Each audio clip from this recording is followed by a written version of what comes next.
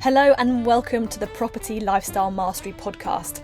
I'm Jackie Tomes, and on this show we are having open and honest conversations about investing in property in a way that ultimately creates genuine cash flow and genuine freedom, and a lot of topics that you may not expect that fit into that along the way.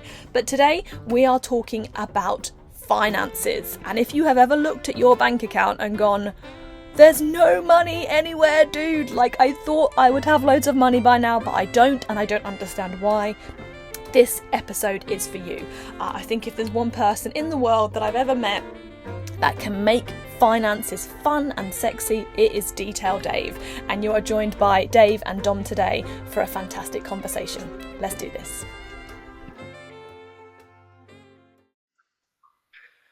Where's the money, dude? That's the title of today's podcast. And so I guess first question, Dave, is where did that title come from? What brought it up? Where's all the monies, dude? It was one of my earlier mentors, who was actually a really fantastic mentor, and it was a business mentor.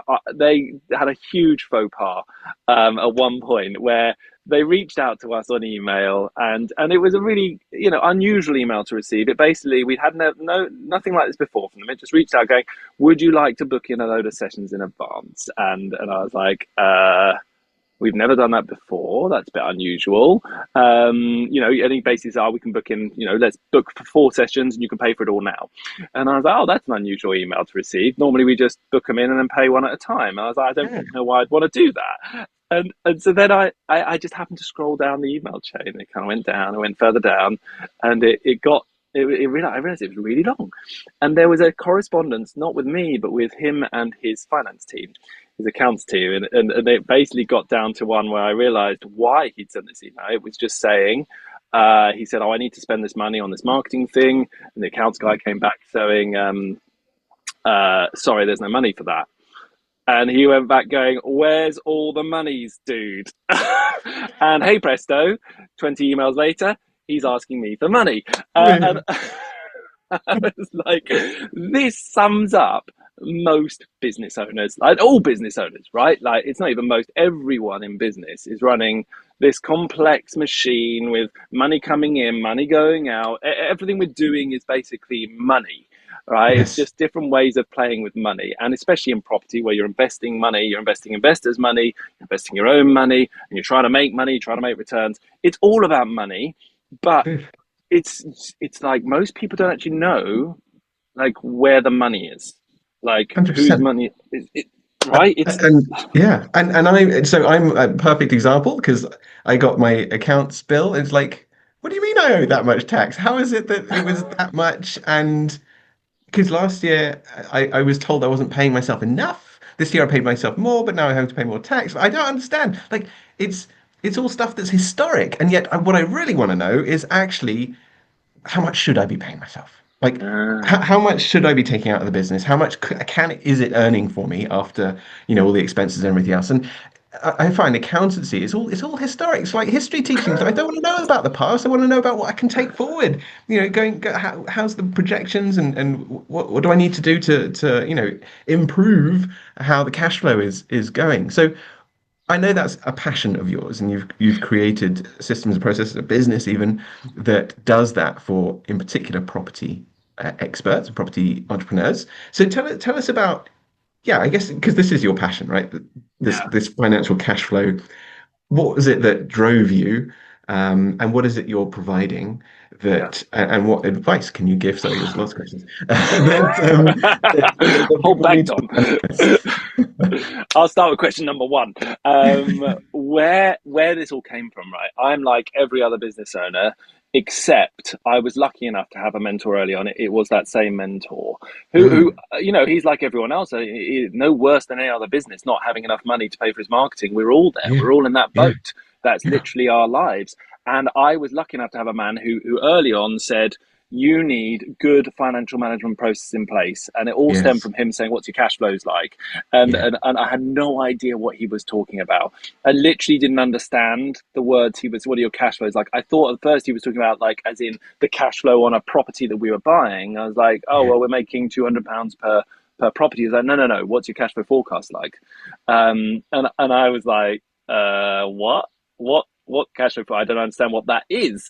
Mm. And it set us on a path of discovery, a path of like understanding an entire part of the business, which I have to say is shadowed in confusion for normal human beings. Those of us who've just gotten into business as entrepreneurs with no financial understanding or background, this is not clearly laid out for us.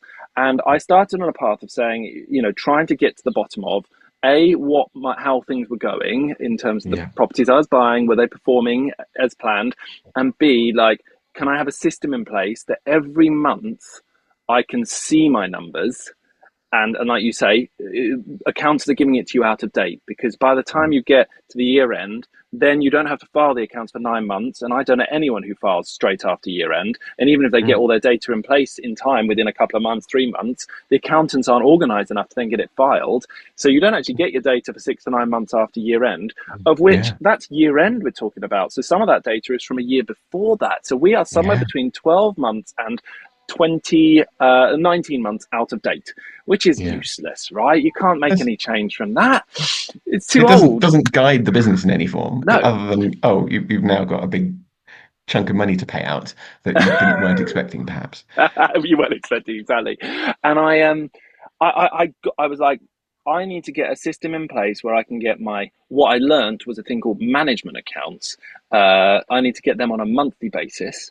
And that management accounts needed to include a profit and loss statement, which was a simple statement to show what money came in and what money went out that month and how much profit was left over. And on the other Yes. side, need to also include what's called a cash flow forecast, which is literally looking ahead 12 months. If everything goes as I expect it to, what will Yes. happen to my bank balance? How will it Mm. look? And will I run out of money? That's the simple thing of the cash flow forecast. Am I ever going to run out of money? And in terms of some of your other questions, like how am I going to pay myself? When am I going to pay myself? Yes. How much? That's what the cash flow forecast is for. You look ahead and you say, if all goes to plan, Yeah. I should be able to start paying myself from 5 months' time, or I could Yes. increase my wage from 5 months' time, whatever those questions are you got. So I set out on a journey, and it was this was over 10 years ago now. I started that journey, and job number one on that journey was, who does this for me? Mm. Right, trying to work that out. And I, as most people do, went straight to my accountant. And I had a great accountant, a really good property specific accountant. There's nothing wrong with their accounting skills. They could do my accounts really well, and they answer all my tax questions really well. I was saying to them, what do I do? How do I get this? And they said, well, we need to set you up with a bookkeeper. Yeah. I didn't know what a bookkeeper was at this point. So for anyone listening who doesn't understand what a bookkeeper is, Mm. they don't sit there writing things in books. Nowadays, they Although they actually, used yeah, to. exactly.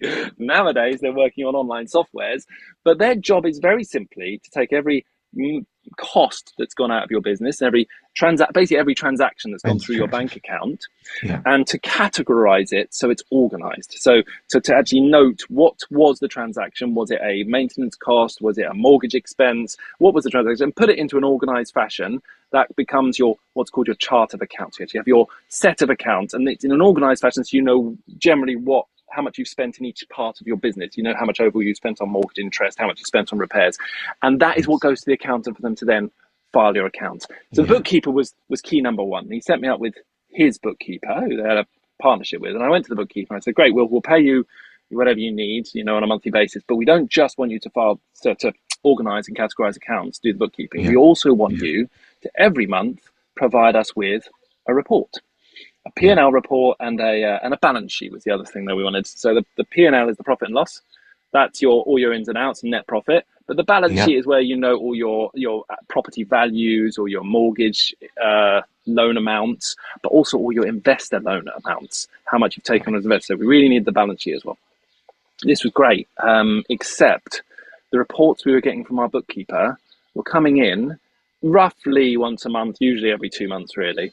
And they were completely useless, completely indecipherable. I was looking at them just going, okay, I don't understand that. Why am I looking like I'm making a massive loss every month? I've got money in my bank account. This doesn't make sense. And it was just showing me data that didn't make sense with the story of my actual business, of what was going on in my business. And that went on for about 6 months.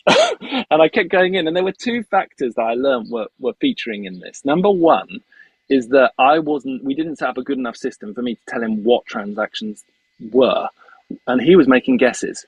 And the guesses were here or there, mostly getting it right, occasionally getting it wrong, but that mounts up. The more errors there were in the data, the more it Yes. didn't make any sense at all. Yeah.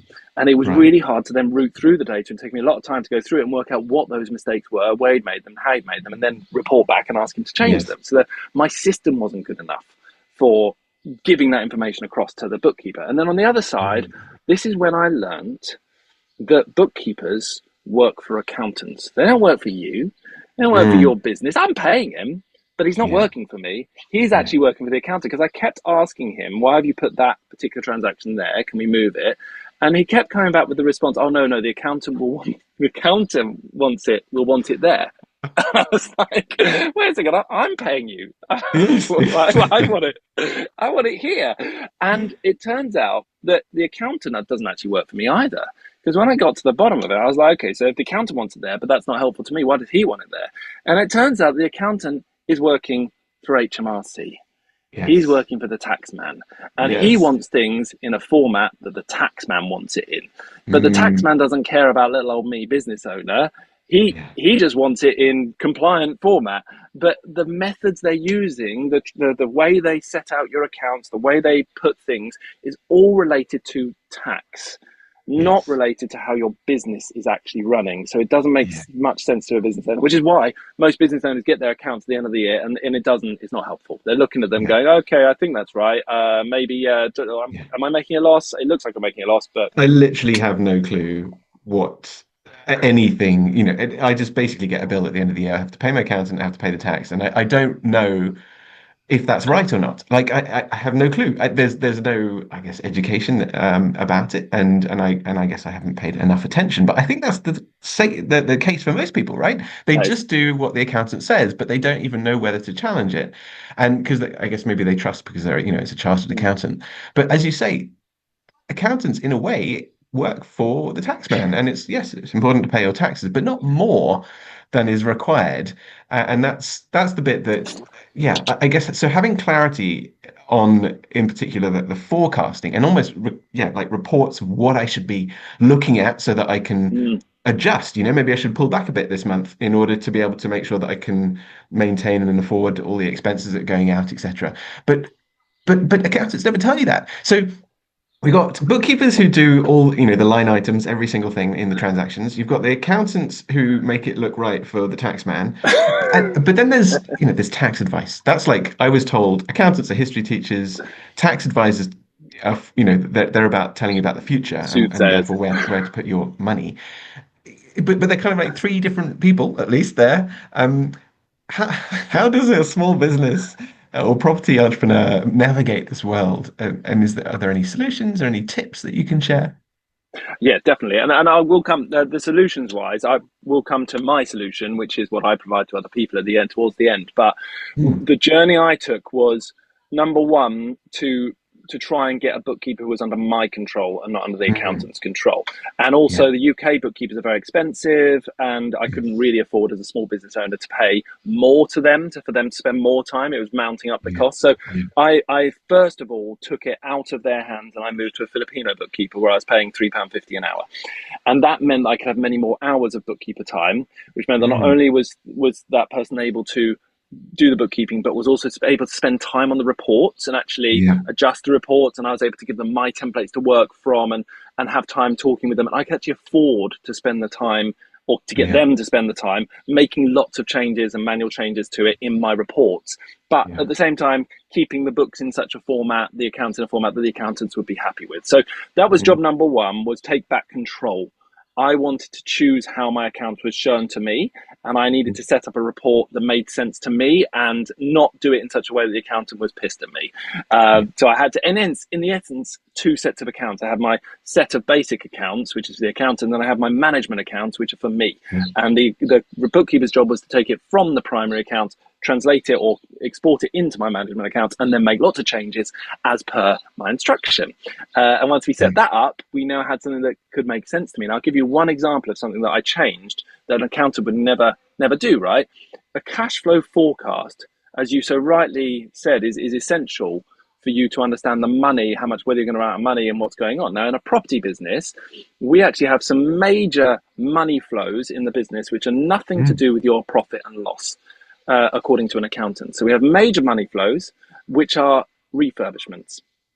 Now, refurbishments are quite often large projects that some of the costs may well be a thing called capitalized. They may well be capitalized, and in the account, what capitalized means is that the accountant says, oh, you've added value to your property, so therefore we need to take the money you've spent from the added value, we need to take it off of your expenses, even though it's an expense, take it away from your expenses, so it comes off of what the profit and loss statement, and we need to put it onto your balance sheet, and we need to add it as value to your asset. So I've bought it for 100k, the property, bought it for 100k, I've spent 20k on refurb, and they decide to capitalize that 20k, which so that it's now showing my value as £120,000 because I've spent 20 grand increasing its value.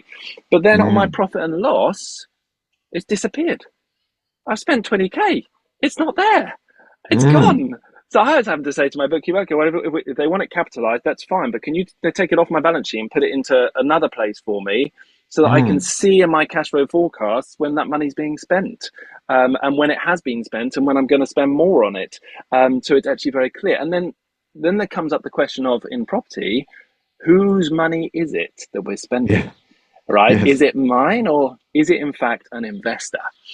Right. And if it's an investor, I'm trying to pay for a refurb, and some of that refurb might not be capitalized. Let's just say I'm doing a small refurb on a property that was bought, a buy-to-let property. There was a tenant in there. They left. I then spend £15,000 doing up that property entirely. But all I'm doing is replacing the carpets, replacing the kitchen, replacing the bathroom. It's all exactly the same. No big structural changes. I'm just changing it to be how it is. Now, in this scenario, according to current tax laws, you would be able to expense that on your P&L. You wouldn't have to capitalize the cost. So now we're putting that 15k on the P&L. Like, I get to see that. Brilliant. 15k I've spent. Right. However, if I have spent the money on that coming from an investor loan rather than from, let's say, revenue from rents, if it's coming from an investor loan, I will end up with a profit and loss statement which shows I've spent £15,000, but the money is sitting on the balance sheet on a completely different report of the investor loan, 15k that came in, isn't there. So it makes it suddenly look like I've lost 15 grand more, but it's like, I didn't lose it. I got the money from an investor. I brought that in. That's what I spent on the refurb. So I needed to talk to the bookkeeper and say, right, okay, so when I get an investor loan in, can you please create me an amalgamated report that also includes investor loans as well, so I can see that money comes into my business, that's cash input, and all of my refurb spend, I want to see that as expenses, and then I can actually cash flow forecast and see the whole business picture, not just the picked pieces of the puzzle that the accountant wants in different formats. So that was what I mean by changing the report, making adjustments, so the accountant gets it in whatever format they want for HMRC, splits up into different areas. I get it as one big cash report. That means moving forwards, I can actually see what all the cash movements are in my business, all money coming in and out. And this, obviously, you're a specialist, in this area. You've educated yourself almost more so than an awful lot of accountants. I think most people go to an accountant, it's like a general practitioner, a GP, a doctor, they're generalist. Most accountants, they're generalist. And actually what you're saying here is that definitely get a property specialist, but also one that actually understands, and maybe is ideally an active investor, so they really understand what it means to use other people's money, to capitalize or not, and how best to utilize and place what the money is so that it's being taxed correctly and not incorrectly, effectively, and paying more possibly than you should, and not capital gains and all those other things. So it's quite it's quite complex. So you're saying a specialist accountant and bookkeeper. Definitely a specialist accountant for the tax side. Like you've just described, you need someone who really understands what the nuance of property. If you go to a non-specialist accountant, for example, they may well, every penny you spend on refurb, they may well just capitalize it all. And the problem with that is that when you capitalize an expense, you shove it on the balance sheet, you can't claim it as an expense. which means Right. you're going to pay more tax. Okay, so you need an accountant who understands property, understands the nuance and what can be capitalized and what stays on your back. That's a given. But even with a property specialist accountant, which I've generally always had a property specialist accountant, I've learned, and this is why I learned year 2 or 3 into this journey, that they're not actually the people to provide these reports, because I got to the point of working with my Filipino bookkeeper that I was the one who provided them a report. That report had come from my previous mentor. It wasn't good enough. It wasn't up to scratch really for property, and I was making more and more changes. And I got to breaking point of saying, this isn't working. I'm 2 years in. I'm still not getting reports monthly that make sense. I'm having to spend loads of time making changes all the time, and the bookkeeper doesn't seem to get it. And I got to the point of saying, well, what is it that's better than a bookkeeper that isn't my accountant? And then I learned about this other world of finance, which us mere mortals in the entrepreneurial realm don't tend to hear about. There's 2 positions that I learned about. Number 1 was the really relevant one, and that is called a man whose job it is not to do the bookkeeping, to provide reports for a business owner. And this person's job title is called a financial controller. Financial controller, never heard of that before. And their job was just to present data in reports that make sense to a business owner. Job number 1 sorted. So I actually fired my bookkeeper once I found out about a financial controller, because they weren't good enough. They were also making lots of mistakes. They didn't have the skills needed. So I then ended up sourcing a financial controller again in the Philippines. I paid a massive £10 an hour for this person. And this person, that's huge in the Philippines. That's basically the same as a 100 grand salary in the UK. And his previous role was head of accounts for a $50 million turnover business, a property business in the Philippines. Right. And he had done all of their reporting. And he came over to me, and I showed him what I'd been doing. And he laughed. He laughed at he did it in a lovely way, but he laughed at my feeble report. He said, "Don't worry. Once I'm finished with you, you're going to love me. Like, once I've pulled together the new reporting, you will love me." So that was the first person. And the other person I learned about, who is less useful, but actually might be for some people a relevant pathway, is the thing called a management accountant. I learned that accountants tend to follow 2 pathways. You have ones who are just working for HMRC, the chartered accountant. Their knowledge, skill set, and everything that they've learned is all designed to learn the tax laws and HMRC's side of things. However, there's another journey an accountant can follow, which is the management accountant journey, which is very much a business accountant. Generally, those types of accountants, they can file your accounts. They do have you can get a chartered management accountant. They can have that designation, the high level, and they can file your accounts. But they're generally, their journey leads them into businesses and business operations and doing management accounts for businesses. And this accountant designation would be a much more useful one if you're trying to get reports out of your accountant. And there are a very few accountants out there. There are some who have that designation and understand it, but again, they're very expensive. A low-level business owner like us who's starting out in property can't really afford accountants to begin with, also can't afford really expensive management accounts because it takes a long time for them to put it together. And time is money. So I got to this point. I hired my financial controller from the Philippines.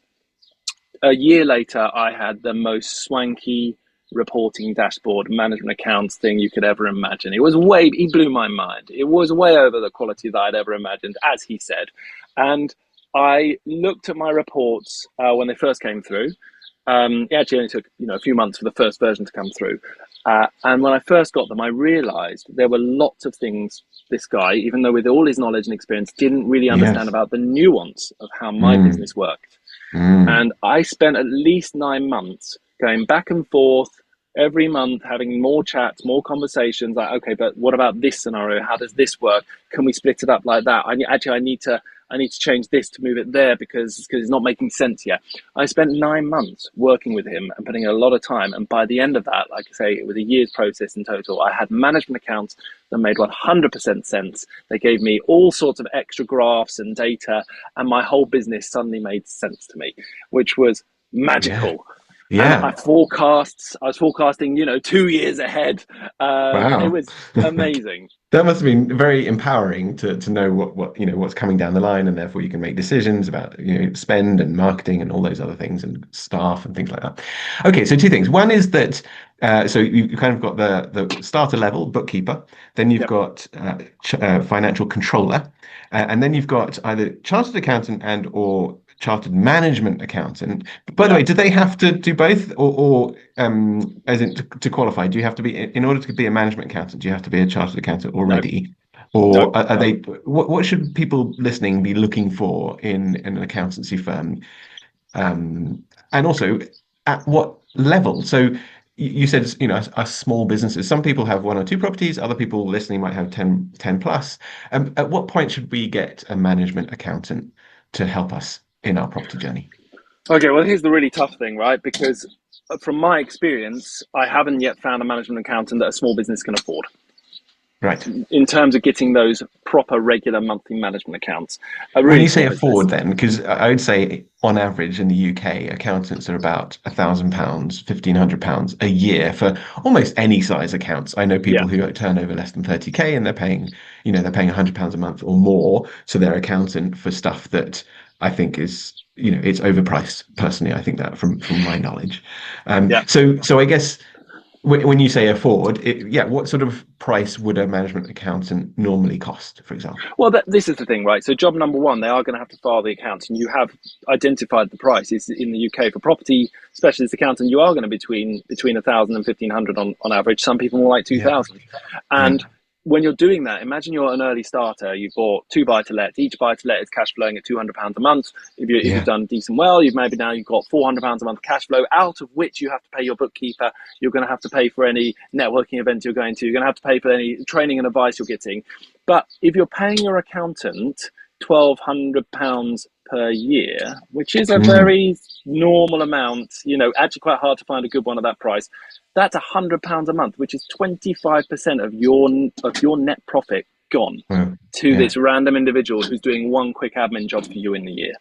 Right, it's a lot of money. That's just for filing the accounts, and their Yeah. job is just to take what your bookkeeper's done, put it into a good organised fashion, and file it for Okay. HMRC.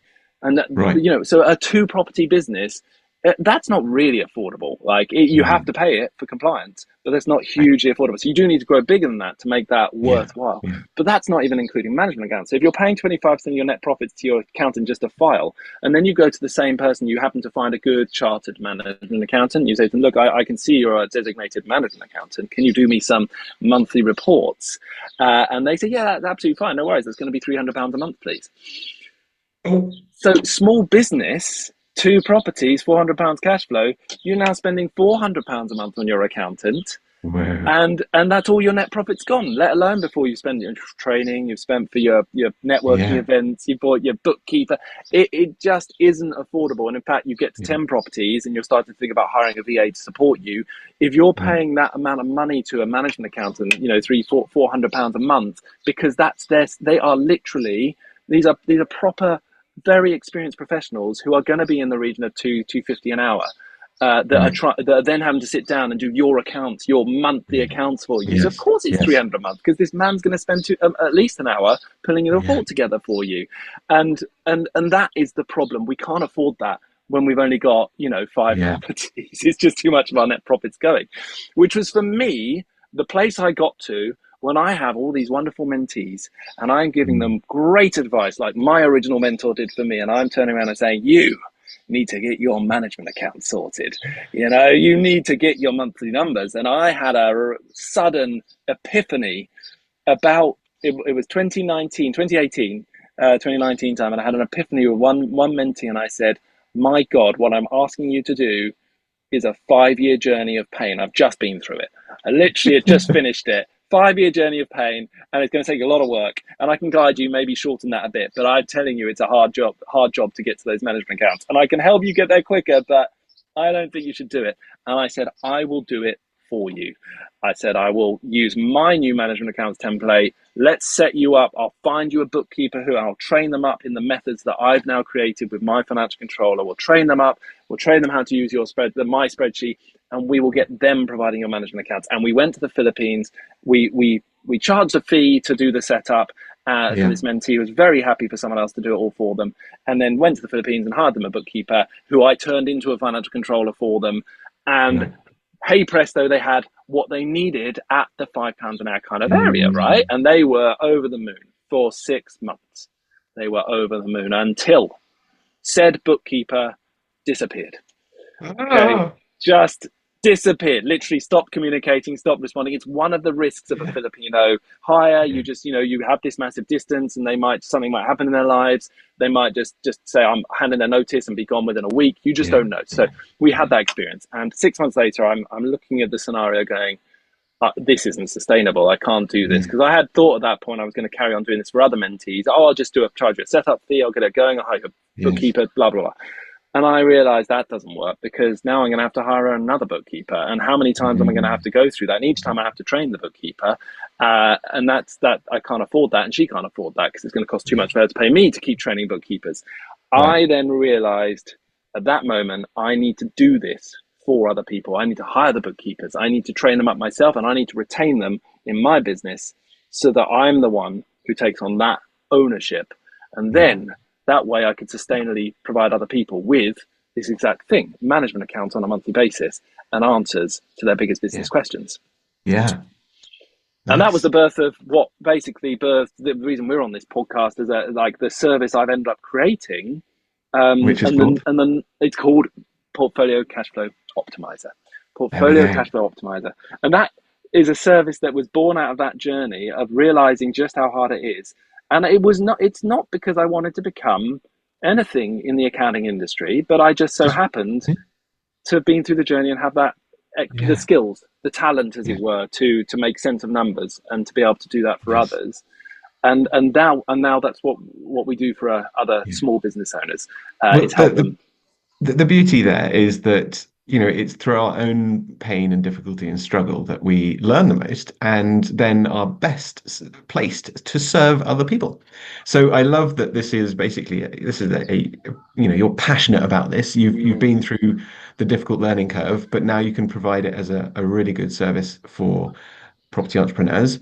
And so they get cash flow forecasts. And then before we got on the call, you just shared with me some amazing news, which I think is going to be really a game changer again, because as you explained, bookkeepers are doing the majority of the work. The accountants file the tax return, which is a relatively, as you said, relatively short admin job based on what the bookkeeper's done. So tell us about the logical next step then. So the logical evolution for us has been that I now work with clients, and just to clarify, I think I've talked a lot about money here, because it all comes back to money, and I'm very money conscious, because I know from spending all my days looking at people's management accounts how much a small property business can actually afford in life. So one of the things that I set out to achieve when I made that realization that I need to be the one to do this for people, because there isn't another solution that I know of, I made the decision then and there to make it set up in a format using my own business knowledge and nous expertise, every ounce of wily ways I could come up with, to come up with a way of providing this service at a price that is actually affordable for a small business, right? Because it is hard. And I wanted to make sure that, a small business could look at it and say, yes, that's a worthwhile spend for what I'm getting out of it at this stage.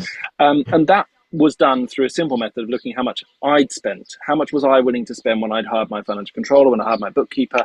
How much did it cost me to get to those first level reports, which weren't good enough, but were actually affordable for me? How much did that cost? And then I've made sure that the service aligns with those costs. So I'm always looking at my pricing with that in mind, going, how much can someone actually pay? And making sure that it's a sensible number compared with their net margins, and it's not taking up, like I say, 50% of net profit suddenly going to your accounting team. It makes no sense. So that's job number one. And then what I've realized, having worked with so many businesses now with their own accountants, because of course we don't file accounts, or haven't filed accounts, the accountants are there providing a service which actually we're preparing all the data for. We're preparing everything for them. All they're doing is sign off and compilation, and the final tax advice from just to make sure. However, they charge a lot for it, and I've got lots of clients who are with accountants who are charging, like you said, 1,000 to 2,000 per per company. And if you've got, say, you've built up a few SPVs, you've got some JV partners, you're doing a development, you've maybe got 5 companies that you've built up. Maybe you're thinking about a 6th one for your lettings company because you're starting to expand nicely. That's a lot of money. Suddenly you're at 6, 7, 8 grand, right? A year going to your accountant. Again, a lot of your net profit. So I've now have expanded that service to also include accounts filing, but again, under the same remit, the same premise, as long as we're already doing all the work. So if it's just a compilation of, double checking the tax, which of course we only deal with property businesses, so we understand the property tax, as you say, property specialist, understand the property tax back to front. If all we're having to do is then administratively file the tax returns, we're able to do that as a lower price as well. So the job for me has become make sure this whole part of someone's business is affordable for their business, and that we're delivering in a way that helps other people to become to understand how the business are really operating, to understand their numbers, to have the answers they need quickly and efficiently, so that when they're just trying to grow, and it's chaos growing your own business, right? There's stuff coming at you left, right, and center. Tenants need evicting. Suddenly a builder lets you down. You've got to deal with that operationally. You can't be also thinking at the same time, I'm worried about what I'm doing from a tax perspective. It's too much. So it's proactively helping business owners to get those problems off their plate and answer all their questions. They're saying, I really need help, but can I afford a VA? That's it. Great. We sit down together. That's part of the job. Answer those questions. You can afford a VA in 2 months' time. So that's great. Get hiring. It's a really straightforward premise of what we do. It's like, you have a question about your money, we're here to answer it. And we make sure we're setting everything up, and we've got the systems and processes in place that it takes the least amount of time possible, and it's as automated as possible for the business owner, and it's affordable. So that's where it all came from.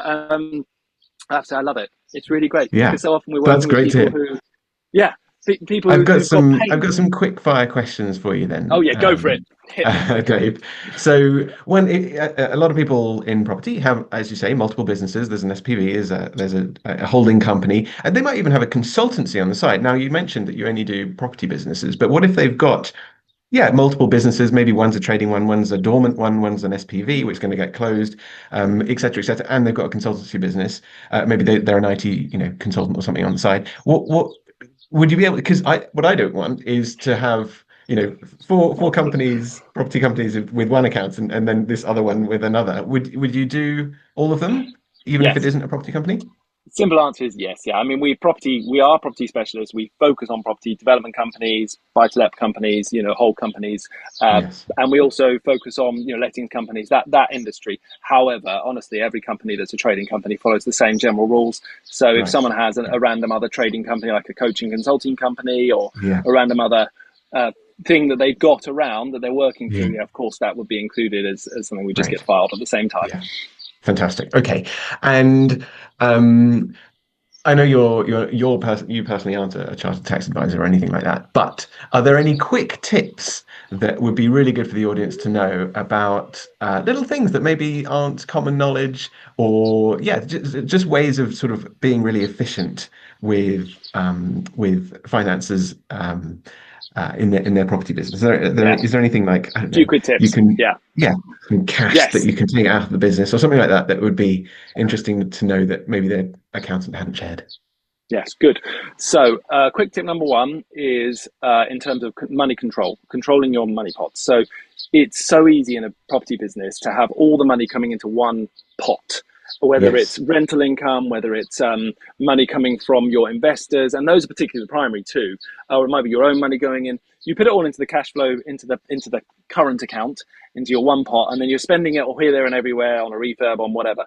The problem with that as a standard method is that you very quickly lose track of what's going on in that pot, and it starts to become very easy to say you've taken on a 50k investor loan into that pot, and suddenly you realize that you're not quite sure where £1,000 of it has gone, because your account is showing at 48,000 and you can't quite work it out. So a very most important thing I always say to every mentee and every client is, even if you're tracking these things, it's hard work. So Yeah. even in my business with a great financial controller, I still, every time an investor sends me money, I have another pot, a savings account or something set up, I immediately transfer it in. So that money is sacrosanct and can't be touched until I choose to bring it out of that pot to use for something specific. So I have it £50,000 sitting in a pot for my refurb, and I know as soon as I pay my builder £10,000, it will come straight out that pot into the current account and straight to the builder Straight same out. day. Okay. Safety Yes. by firewalls, by creating those little pots. Compartmentalizing it. It's Yeah. essential, because if you imagine you've got multiple investors, multiple projects, multiple refurbs, it's immediately you're at danger point of spending money you shouldn't be spending, and it's very hard to know when there's something else that's a problem. And that's the biggest thing in a business. You don't realize you're leaking money if you've got other money that's coming in and sitting there. And that's how a lot of investors end up maybe not realize, having to put more money in, get more investor money and leaving more money in deals, because actually they ended up spending the money on something they didn't even know what they spent it on. It's just gone. So that's top tip number one. Definitely set up savings pots. Nice. And top tip number two? So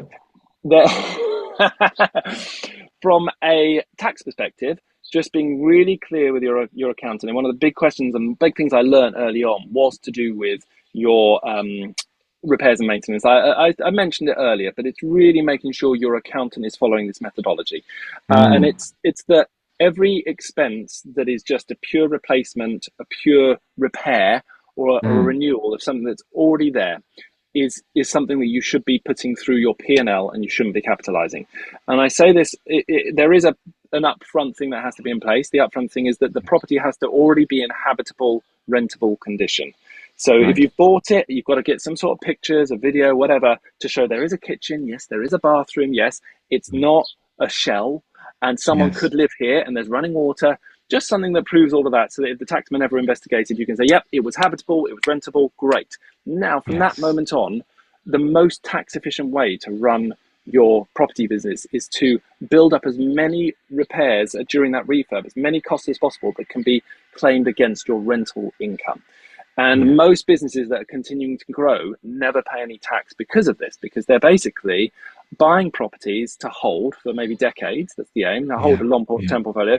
But as long as you keep doing new refurbishments, you can take most of those costs and claim them against the rental. But say you've spent 20 grand on a refurb, you might only be making £200 a month net profit. That 20 grand is going a very long way, many, many years, covering off as an expense against the net profit. Now, if you have an accountant who's not property specialist, they may well do what I said earlier and capitalize onto the balance sheet. Now, the problem with that is when you capitalize on a balance sheet, you can claim that expense at one point in time when you sell the property. So it sits there as an unclaimed expense for decades potentially. Then as soon as you sell the property, great, you've got another 20 grand to claim against your capital gains tax or an accompanying your corp tax. However, by that time, the value of that refurb, that 20 grand expense, is eroded due to inflation. Because as inflation, everything goes up in value and everything goes in price. Your property that you purchased for 100 grand in 30 years' time might be worth 600,000. £20,000, the value of it has gotten less and less and less and less. So at that point in time, it might only be worth the equivalent of £7,000. Who knows? £6,000. And so you've literally lost 14 grand's worth of expense. It's gone. It's gone due to inflation and erosion. So making sure we can, and the other side of that coin is to say that most property businesses are in the earlier stages. They're at a more tender, vulnerable time, right? So if we can claim more expenses early on, pay less tax early on, that's better. When you've got a property that's made 500 grand of capital depreciation, you've got the money there to pay the tax. It's there. So you might as well pay it out of that pot rather than pay it out of cash flow when you're at a more vulnerable stage. So that's top tip number two. Make sure your accountant understands that rule. And when I used to interview new accountants that I was going to take on, I would ask very pointed questions around that. I would be saying, how do you count my repairs? What would you count as something that's going to on a refurb that's going to be used against P&L or capitalized? And I asked them all those questions and make sure I was happy with how they answered them, to feel that they're not, because I had big firms that I talked to and they go, oh no, it's all going to be capitalized. I go, great, fine, phone down, I'm done. Find someone else, please. That's top tip number two. And then top tip number three for you is just to make sure you're definitely going through your personal spend, because a lot of people are very what's the word? They're too busy with building the business, and they lose track of. They don't have the time to go through and make sure that they're being very efficient. Now, quite often you're grabbing your personal card, paying for stuff in your personal life, and you're not realizing that that is actually something that you're doing for your business, and it should be expensed to the business.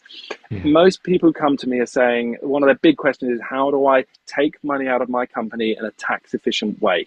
And my answer is always job number one: let's go look at your personal spend, the whole personal spend, and we will identify, are there any things that are actually business expenses that you're just paying for personally because you don't realize that you should be claiming them, or you're not sure, or it's just lazy, whatever the reason is. That is the most tax efficient way to get money out of your business, is to make sure every legitimate business spend is definitely being spent from the business, and we go through with a fine tooth comb and we get as many of them up as possible. That is it. There's no other more tax efficient way, and then we start looking at how to pull money out of the company. So that's tip number 3. I'll give you one more is to make sure you are talking to your accountant about your trivial benefits. So if you're trying to get money out of your company, and make sure you're being tax efficient, there's a thing that every director is allowed, which is called a trivial benefit, which is where the company is allowed to pay for up to £300 worth of costs for you, as long as no individual costs cost more than 50 quid. And there's a few other rules around it. You'll want to check with your accountant to make sure you're doing it right.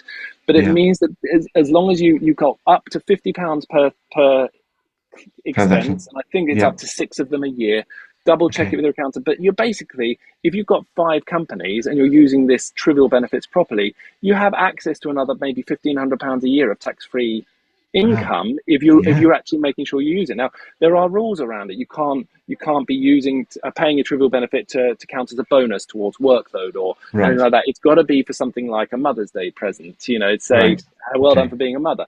Whatever it might be, there is a way to use benefits like that to say, okay, well, how do I make sure I'm optimizing my spend in my own way, that I am using that? So for me, it's like it's a plan every year. I've got 10 companies. I've got 2 directors, me and my wife, and then that means £300 each per company, £50 max per spend. That's 300, 600, now 600 times 10, that's £6,000 across 10 companies of tax-free money if I'm clever. I would talk, again, top tip number 4 is talk to your accountant about trivial benefits, how they work, how could you use them to potentially get some more things paid for by your company, whatever they might be. So again, everything I've said there, I'm just telling you exactly what I've read from the HMRC website. When you look at, you can even look it up yourself, gov.uk, trivial benefits, read it, you will understand it, it's not complex, and then talk to your accountant, see what you can do. Great, that's fantastic, Dave. What an amazing tip for people to get an extra 300 quid basically per company. Okay, so I've heard what you said today, and clearly you know your stuff. And I know personally from my own experience that an accountant, she was just blown away by how much you know, far more than most accountants, chartered accountants and management accountants. So if I wanted to move my property business over to you, the question is, well, I feel like maybe my old accountant didn't do it correctly. What happens? Can I go back at all for any of the previous years and correct it if they've done it incorrectly? Is that something that you guys can do? A great point. So you coming up, by the way, moving accountants, I've moved 6 accountants in 8 years or something, 9 years. Okay. Because I kept on finding things I wasn't happy with, didn't like how they worked, didn't think they were good enough, or their prices went up. It doesn't matter what the reason was. It's very easy to do. To move an accountant is literally just an email saying, I'm moving, please send the data. And then there is a thing called professional clearance. So an accountant then at that point has to send all of your information to the new accountant, so they have everything they need. And that includes all information from past years, all working journals, all calculations. It should all be sent. So the new accountant has every bit of info they need. And if they don't, they can keep going back and asking. So professional clearance is a legitimate requirement for accountants. It makes it you as the client very easy to move. So just don't worry about that as a concern as a starting point. Number 2 is what you've said. What if they've done it wrong?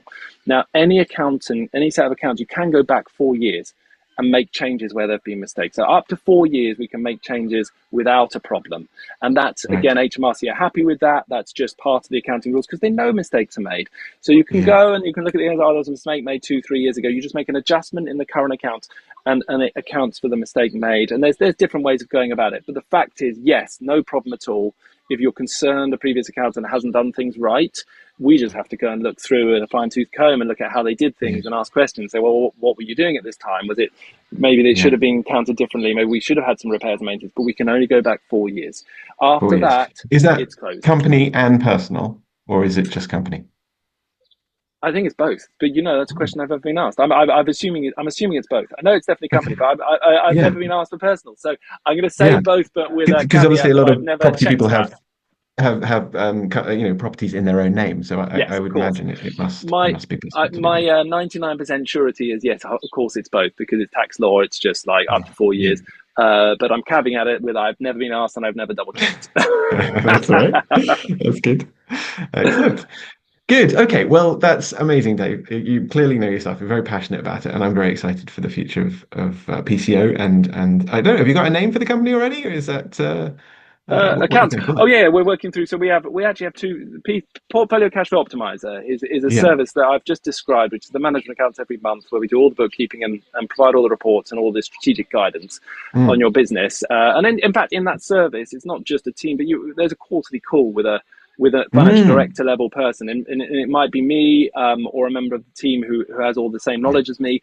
It's someone coming in and looking at your business once a quarter to actually say, this is how things are going, and help you make sense of the data, and give you that strategic guidance from a finance mind. Again, another thing you can't afford as a small business, but it's great with the service. I wanted to conclude that, so you get external guidance and advice. That service is actually run through a company which is called Property Business Insights Limited. So that's the name of my company for that.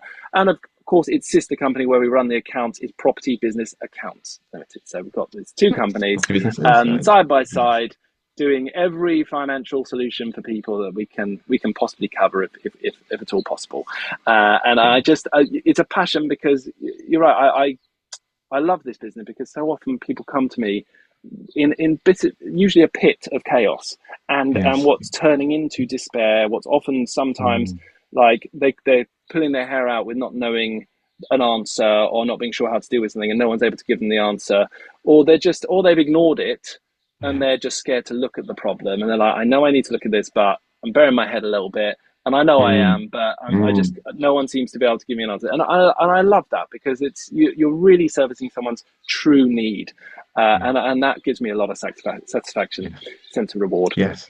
Well, accountancy is a bit of an old stuffy industry, and so it's lovely to see and feel that there's new life to it, with a real passion behind delivering a quality service. So thank you so much, Dave, for your insights, and I'm always blown away by how much you know about a particular subject, and this one is a really important one, because actually everything that we're doing is about money. So it's really important to maximize and get it right, because it can mean the difference between a business dying because it hasn't understood its cash flow, and one surviving, so it's and thriving. So it's really important, the job that you're doing. So thank you very much indeed. There you go. I think I have proven myself right that Dave is the sexiest finance guy in the industry. That's my opinion anyway. If you want to know more about what Dave is doing with his Portfolio Cash Flow Optimizer service, then head on over to our website, property-strategy.com/PCO for Portfolio Cash Flow Optimizer, and you can find out more and get in touch with Dave through the website. This time next week, you'll be back with me and with Dom, and we're talking about getting the balance between being super impatient and super impatient when it comes to building a successful property business and ultimately creating transformational results in your life. So until next week, have a fantastic week ahead.